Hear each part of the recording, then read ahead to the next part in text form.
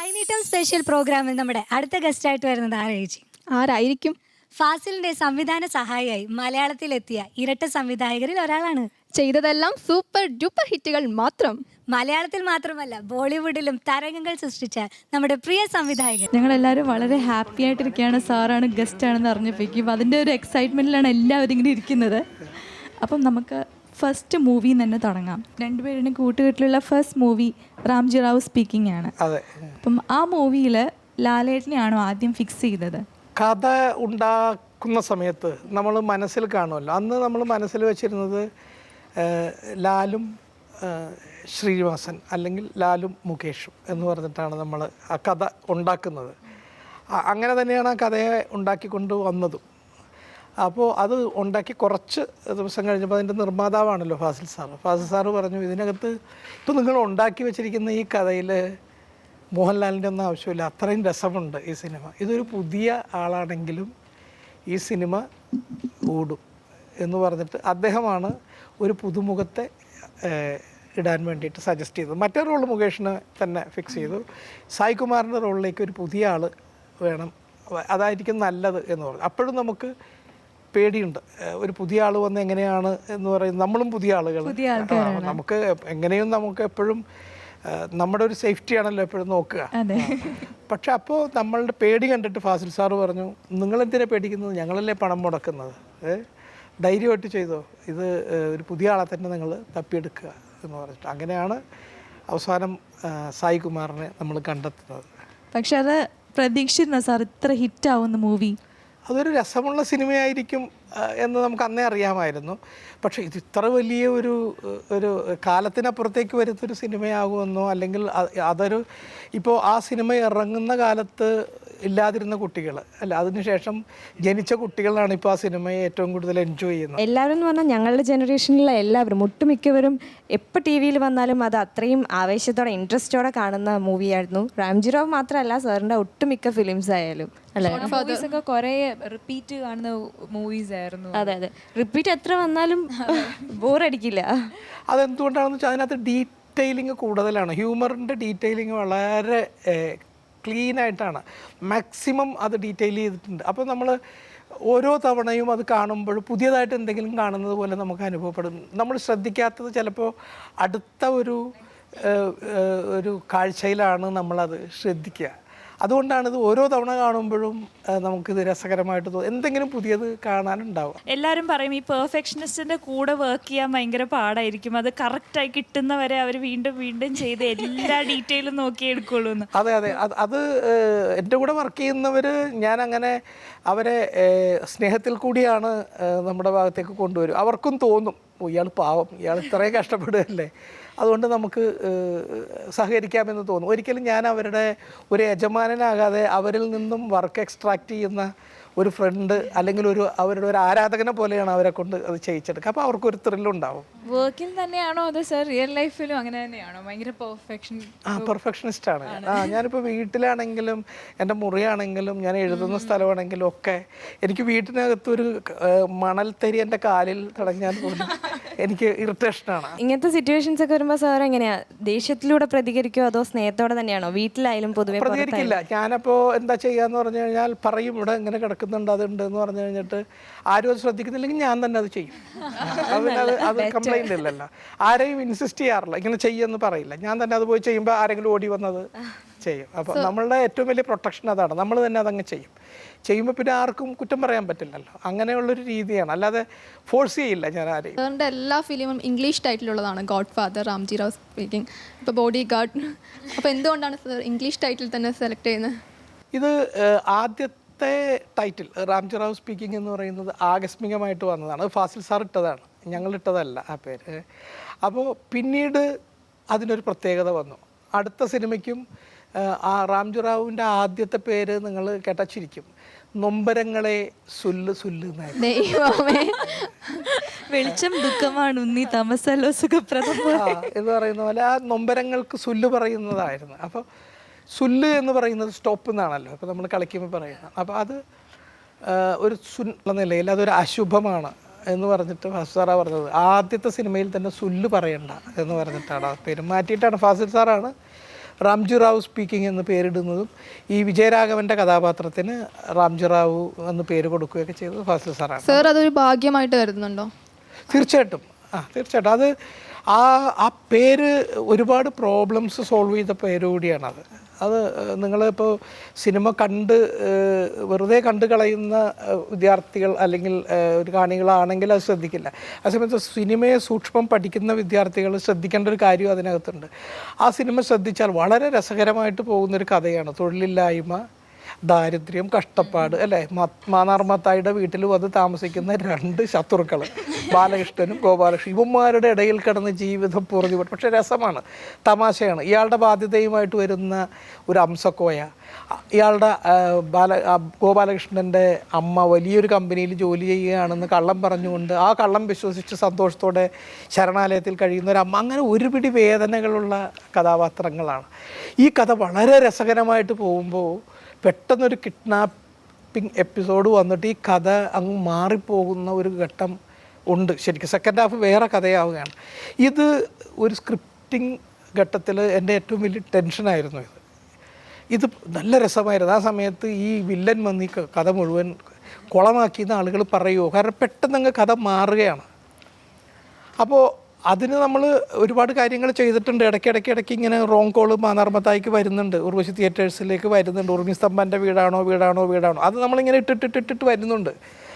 എങ്കിൽ പോലും ഈ ഒരു ജെർക്ക് തന്നെയാണ്. ഇൻ്റർവെല്ല് വരുമ്പോഴേക്കും പെട്ടെന്ന് വേറൊരു കഥാപാത്രം എൻ്റർ ആവുകയൊക്കെ ചെയ്യുമ്പോൾ ഒരു ചെറുക്കാണത്. അതാണ് ഫാസിൽ സാർ ഈ പേരിട്ടതോടുകൂടി സോൾവ് ആയത്.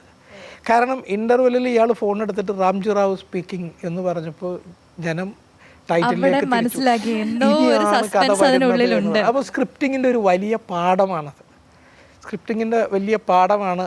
ഒരു വലിയ പ്രോബ്ലം സോൾവ് ചെയ്യുകയും എന്നാൽ ഈ ജെർക്ക് അല്ലെങ്കിൽ ഒരു കഥയിൽ നിന്ന് വേറൊരു കഥയിലേക്കുള്ള ഈ മാറ്റം അറിയാതെ പോയതും ഇതിങ്ങനെ കിടക്കുന്നത് വേണം. ഫാസിൽ സാറിൻ്റെ നിന്ന് കിട്ടിയ ഒരു ഫസ്റ്റ് അഡ്വൈസ് എന്തായിരുന്നു സർ? അഡ്വൈസ് അദ്ദേഹത്തിൻ്റെ കൂടെ വർക്ക് ചെയ്യുമ്പോൾ അദ്ദേഹം പറഞ്ഞൊരു കാര്യം, ഒരിക്കലും അദ്ദേഹത്തെ പോലെ, അത് ഫാസിൽ സാറിനെ പോലുള്ളൊരു സിനിമ ഞങ്ങൾ എടുക്കരുത്. അതിന് അദ്ദേഹമുണ്ട്. നിങ്ങൾ നിങ്ങളുടേതായ ഒരു സ്റ്റൈലിലെടുക്കുക, എങ്കിലേ നിങ്ങൾക്ക് നിലനിൽപ്പുണ്ടാവുള്ളൂ. സാറിൻ്റെ എല്ലാ മൂവീസും ഭയങ്കര എക്സ്പെരിമെൻറ്റേറ്റീവ് ആണല്ലോ. എല്ലാ മൂവിയിലും ഒരു ഡിഫറെൻ്റ് എലമെൻ്റ് ഉണ്ടാവും. ഒരു ഭയങ്കര യൂത്ത്ഫുൾ ആണ്, ഫുൾ എനർജിയാണ്. അപ്പോൾ എങ്ങനെയാണ് സാർ അതിങ്ങനെ മെയിൻറ്റെയിൻ ചെയ്തു പോകുന്നത്? ഞാൻ എപ്പോഴും കറണ്ടാണ് എന്ന് പറഞ്ഞ് കറണ്ടാവുന്നു എന്ന് പറഞ്ഞു കഴിഞ്ഞാൽ നിങ്ങളെപ്പോലെ യങ്സ്റ്റേഴ്സുമായിട്ട് ഞാൻ എപ്പോഴും ഇൻട്രാക്ട് ചെയ്തുകൊണ്ടിരിക്കും. അവരുടെ കൂടെ നടക്കാൻ പറ്റില്ല, എങ്കിലും അവരറിയാതെ അവരോടൊപ്പം സഞ്ചരിക്കുക എന്ന് പറയുന്നത്, അതിനുള്ള കിട്ടുന്ന സന്ദർഭങ്ങളൊന്നും ഞാൻ മിസ് ചെയ്യാറില്ല. ഇവിടെ ഇപ്പോൾ ഈ ഷോയ്ക്ക് എന്നെ അനിൽ വിളിച്ചപ്പോൾ, ഇതിൻ്റെ പ്രൊഡ്യൂസർ വിളിച്ചപ്പോഴും ഞാൻ പറഞ്ഞതാണ്, ഞാൻ ഒരുപാട് ഇൻ്റർവ്യൂസായി, അപ്പോൾ അത് ബോറല്ലേ എന്ന് പറഞ്ഞു. ഇല്ല, ഇങ്ങനെ കുറച്ച് കോളേജ് സ്റ്റുഡൻസാണ് എന്ന് പറഞ്ഞപ്പോൾ ഞാൻ പറഞ്ഞു എങ്കിൽ കൊള്ളാം, എനിക്കും ഗുണമാണ്. കാരണം ഞാൻ റിഫ്രഷ് ചെയ്യണം. കുറേ കാര്യങ്ങൾ നിങ്ങളോട് പറയുമ്പോൾ എന്നെ തന്നെ ഞാൻ ഓർമ്മിപ്പിക്കുകയാണ്. അതും കൂടി ഇതിനകത്ത് നടക്കും. അതുകൊണ്ടും കൂടിയാണ് ഞാൻ ഇത്തരം സന്ദർഭങ്ങൾ ഒരിക്കലും ഒഴിവാക്കില്ല എന്ന് പറഞ്ഞത് കൊണ്ടാണ് ഈ ഷോയിൽ ഞാൻ വരുന്നതും. സാർ ഇപ്പം 2 ലെജൻസിനെ വെച്ച് മൂവി ചെയ്തു, ഒന്ന് ലാലേട്ടൻ പിന്നെ മമ്മൂക്ക. അപ്പം ഇവരായിട്ട് ചെയ്ത് കഴിഞ്ഞപ്പോഴേക്കും സാറിന് ഏറ്റവും കംഫർട്ടബിളായിട്ട് തോന്നിയത് ആരുടെ കൂടെ ചെയ്തപ്പോഴാണ്? രണ്ടുപേരും എനിക്ക് കംഫർട്ടബിളാണ്. അതായത് ഇപ്പോൾ പലരും മമ്മൂക്കയെ പറ്റി പറയും, ലാലിനെ കുറിച്ച് അങ്ങനെ ആരും പറയാറില്ല. ലാല് സെറ്റിൽ എല്ലാവരുമായിട്ടും മിങ്കിൾ ചെയ്യുന്ന ആളാണ്. എല്ലാ ഡയറക്ടേഴ്സിനും ലാല് ഒരു സ്വീറ്റാണ് എന്ന് പറയും. മമ്മൂക്കയെ പറ്റി പലരും പറയും മമ്മൂക്കയെ ഹാൻഡിൽ ചെയ്യാൻ വലിയ പാടാണ് എന്ന് പറയും. പക്ഷേ എൻ്റെ അനുഭവത്തിൽ ഹാൻഡിൽ ചെയ്യാൻ ഏറ്റവും സുഖമുള്ള ആൾ മമ്മൂക്കയാണ്. കാരണം മമ്മൂക്കയുടെ പ്രോബ്ലം എന്താ, മമ്മൂക്കക്ക് ഒരുപാട് ഡൗട്ട്സ് ഉണ്ട്. ഈ ഡൗട്ട്സ് നമുക്ക് ക്ലിയർ ചെയ്യാൻ സാധിച്ചാൽ പുള്ളി വളരെ ഹാപ്പിയാണ്. ആ പുള്ളിക്ക് സംശയങ്ങൾ വരുമ്പോഴാണ് ഈ ചോദിക്കുന്ന ചോദ്യത്തിന് ഇവർക്ക് ഉത്തരവില്ലാതാവുമ്പോഴാണ് ഈ ക്ലാഷ് വരുന്നത്. വൃത്തിയായിട്ട് ഇവർക്ക് കാര്യത്തിൽ ഇതാണെന്ന് പറഞ്ഞു കൊടുത്തു കഴിഞ്ഞാൽ മമ്മൂക്ക അത് കൺവിൻസിങ് ആണ്. പിന്നെ നമുക്ക് കൊണ്ട് ഒരു ശല്യമില്ല. രണ്ടുപേരും വളരെ ഡെഡിക്കേറ്റഡാണ്, സിൻസിയറാണ്. പിന്നെ രണ്ടുപേരുടെ നേച്ചർ രണ്ടുമാണ്. മമ്മൂക്ക കുറച്ച് ഗൗരവത്തിലാണ് സ്നേഹം കാണിക്കുക, ലാല് വളരെ സോഫ്റ്റ് ആയിട്ടാണ് കാണിക്കുക. ലാലേട്ടൻ്റെ കാര്യം പറഞ്ഞപ്പോഴാണ് ലേഡീസ് ആൻഡ് ജെന്റിൽമെനിൽ ലാലേട്ടൻ ഒരുപാട് മൂവീസിൽ നല്ല അത്യാവശ്യം നല്ല രീതിയിൽ കള്ളുകൂടിയൻ്റെ ഒരു റോൾസൊക്കെ നന്നായിട്ട് ചെയ്തിട്ടുണ്ട്. പക്ഷേ ഇതിനകത്ത് ഒരു ഡിഫറെൻറ്റ് ഒരു ക്യാരക്ടറായിരുന്നു ചെയ്തത്. ഈവൻ ദോ ഒരു ഡ്രങ്കർ ആണെങ്കിൽ കൂടിയും ഒരു ഡിഫറെൻറ്റ് ക്യാരക്ടറായിരുന്നു. അത് ലാലേട്ടൻ്റെ ഒരു ഐഡിയ ആണോ അതോ സിദ്ദീഖ് സാറിൻ്റെ രണ്ടുപേരോടുള്ള ഒരു ആക്ച്വലി ഈ കഥയല്ല ഞാൻ ചെയ്യാൻ തീരുമാനിച്ചു. കാരണം ഞാൻ ഈ കഥ ഈ ലേഡീസ് ആൻഡ് ജെന്റിൽമാൻ, അന്ന് ലേഡീസ് ആൻഡ് ജെന്റിൽമാൻ ഒരു കള്ളുകുടിയൻ എന്ന് പറഞ്ഞാൽ ആ കഥാപാത്രം ഞാൻ ഉണ്ടാക്കുന്നത് വർഷങ്ങൾക്ക് മുൻപാണ് ലാലിനെ വെച്ചിട്ട് ഉണ്ടാക്കിയിട്ട്. അപ്പോഴേക്കും റാഫി മെക്കാട്ടിൻ്റെ സിനിമ വന്നു, ഹലോ.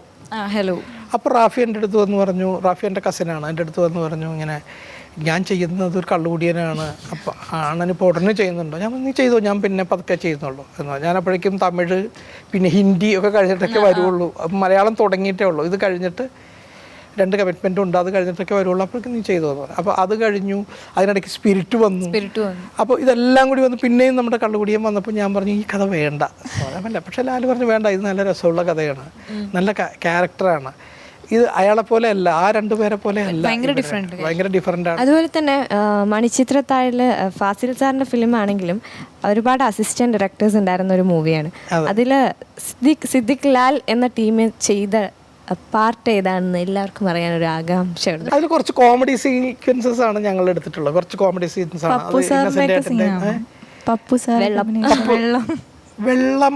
വെള്ളത്തിൽ ചാടി ചാടി വരും, അല്ലാതെ ഫാസിൽ സാറ് തന്നെ എടുത്തത്. ഞങ്ങളെടുത്തത് ഒന്ന് ആദ്യം തന്നെ ഇയാളെ താക്കോൽ വെച്ച് മറന്നു പോകില്ലേ, അത്. പിന്നെ ഗണേശനുമായിട്ട് റോട്ടിൽ കണ്ട് സംസാരിച്ചു, പിന്നെ ഇന്നസെന്റ് ഏട്ടൻ വന്ന് വീട്ടിൽ വന്നിട്ട് മിണ്ടാതെ ആക്ഷൻ പറയുന്നത്, അങ്ങനെ കുറെ അതൊക്കെയാണ് എടുത്തിട്ടുള്ളത്. അങ്ങനെ കുറെ ഇന്നസെന്റ് സാറിനെ എല്ലാവരും ഇമിറ്റേറ്റ് ചെയ്യുമ്പോൾ ഇപ്പോഴും കാണിക്കുന്ന കുറെ ഇതുകളായി, ഇപ്പോഴും എല്ലാവരും അതന്നെ എല്ലാവരും മനസ്സിൽ ഫ്രഷ് ആയിട്ട് നിൽക്കുന്ന കുറെ സീനുകൾ. ഈ കോമഡീസ് ഒക്കെ ലൈഫിൽ നിന്ന് തന്നെ ഇൻഫ്ലുവൻസ് ചെയ്യുന്നതാണോ അതോ അത് ഞങ്ങളുടെ അല്ല, അത് ഫാസിൽ സാറും മധുമുട്ടവും പൊതുവെ ആ ഫിലിം എന്നല്ല, പൊതുവെ സാറിന്റെ ഒക്കെ ഫിലിമില് എല്ലാ ഫിലിംസിലും ത്രൂ ഔട്ട് കോമഡി നമ്മളെ ഒരുപാട് ചിരിപ്പിക്കുമല്ലോ. ഗോഡ് ഫാദർ ആയാലും വിയറ്റ്നാം കോളനി ആയാലും അങ്ങനെ ഏതൊരു ഫിലിം എടുത്താലും ഫ്രണ്ട്സ് ആയാലും മൊത്തം ചിരിയാ. അതെന്താണെന്ന് വെച്ച് കഴിഞ്ഞാൽ ഹ്യൂമർ ഭയങ്കരമായിട്ട് എൻജോയ് ചെയ്യുന്ന ആളുകളാണ് ഞാനും ലാലും. എവിടെ തമാശ ഉണ്ടോ അവിടെ എത്തിയിരിക്കും ഞങ്ങൾ, അതാണ്. അപ്പോൾ മരണ വീട്ടിൽ പോലും നമ്മൾ തമാശ കണ്ടെത്തിച്ചിരിക്കും, അതാണ് നമ്മുടെ ഒരു. അതുപോലെ തന്നെ ഓരോ ഫിലിംസിൽ നോക്കിയാലും ഓരോ കോമഡി സീൻസ് ഉണ്ട്. ആ സീൻസൊക്കെ എക്സാമ്പിൾ നമ്മുടെ ഫ്രണ്ട്സിൽ ആ കരിയിൽ വീണ് കഴിഞ്ഞിട്ട് ജനാർദ്ദനൻ സാറിന് നോക്കി ശ്രീനിവാസൻ സാർ ചിരിക്കുന്ന ഒരു സീൻ, അങ്ങനത്തെ സീനും. അതുപോലെ തന്നെ വിയറ്റ്നാം കോളനിയിലാന്ന് തോന്നുന്നു പേസ്റ്റായിട്ട്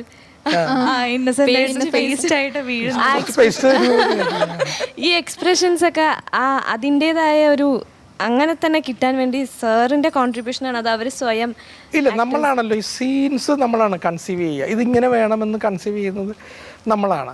അപ്പോൾ അത് അവരോട് പറഞ്ഞു കഴിയുമ്പോൾ അവർ ഭയങ്കരമായിട്ട് എൻജോയ് ചെയ്യും, അവർ ചിരിച്ചു കഴിഞ്ഞിട്ട് അപ്പോൾ അവർക്ക് മനസ്സിലാവും ഇതിൻ്റെ ഒരു പൊട്ടൽ, ഇത് വേറൊരു സിനിമയിലോ അല്ലെങ്കിൽ വേറൊരു സിറ്റുവേഷനിലോ വരാത്തതാണ്, ഇത് ഫ്രഷാണ് എന്ന് അവർക്കറിയാവുന്നത് കൊണ്ട് തന്നെ അവർ ഭയങ്കരമായിട്ട് എൻജോയ് ചെയ്യുകയും ഭയങ്കരമായിട്ട് കോപ്പറേറ്റ് ചെയ്യുകയും ചെയ്യും. സാറിന്റെ നാടോടിക്കാറ്റ് മൂവിയില് സൈഡില് ഈ ടൈറ്റിൽ എഴുതി കാണിച്ചപ്പോ ഐഡിയ എന്ന് എഴുതിയിട്ടുണ്ട്. Story idea. ഞങ്ങൾ ആക്ച്വലി ആദ്യം ഉണ്ടാക്കുന്ന കഥ അതാണ്, നാടോടിക്കാറ്റിൻ്റെ കഥയാണ്.